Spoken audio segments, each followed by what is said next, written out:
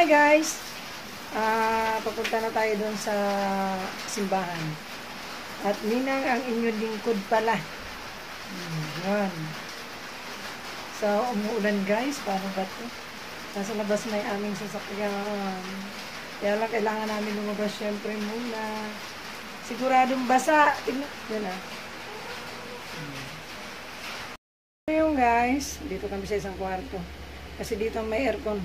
Hulas na ang aming mga makeup ang init guys. Grabe. Tapos umuulan pa.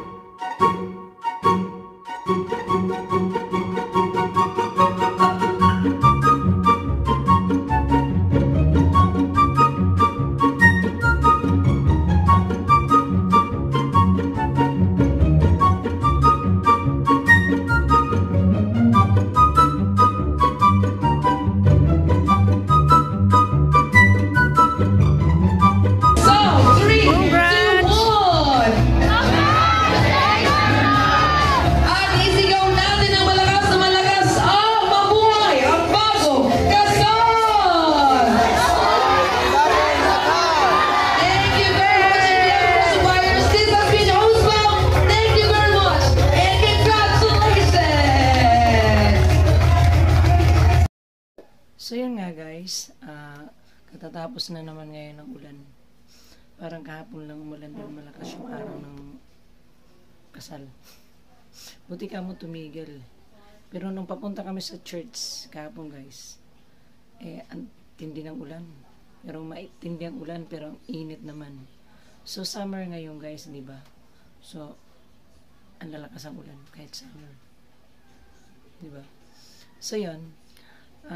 Buti ka mo tumila, nagpatila kami, 2 bugso ang ginawa ng ulan kahapon. So yun, kaya nakarating ang yung lingkod kahit muntik na kaming malate sa entourage guys. Diba? Nakahabol din. So ipagpamanin nyo guys, ilang video lang ang nagawa ko dun sa event na yun. Gawang wala naman akong videographer na pwede ko mapakiusapan dahil busy nga lahat. So yun, mas marami pang picture akong nakuha ng buti na lang. So, in-upload ko lang ito kasi sayang naman ang mga kuha ko doon. Kahit pa paano. So yun, mahirap kasi mag-video guys kung ninang ka na, videographer ka pa. O diba? Sino bang ano dyan, nakaka-relate. So, yun, hindi ako nakapag-end ng aking vlog kahapon. Kaya ngayon ko end itong video ko ngayon karugtong ito ng kahapon na video.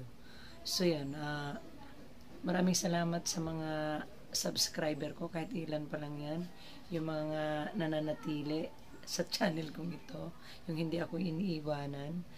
Huwag na nyo naman ako iwanan, ilan na nga lang tayo, mag-iiwan pa kayo. At sa mga hindi pa nagsasubscribe, please subscribe my YouTube channel. At pag dumaan ito sa mga wall nyo, sana naman suportahan nyo naman ang bahay ko dahil sobrang liit nito para naman lumaki ito. So yan. So maraming salamat sa inyong lahat, lalo na yung nananatili dyan sa channel ko. Sana hindi pa kayo nagsialis. So yun lang. Mag-ingat tayong lahat at pagpalain tayo ng puong may kapal.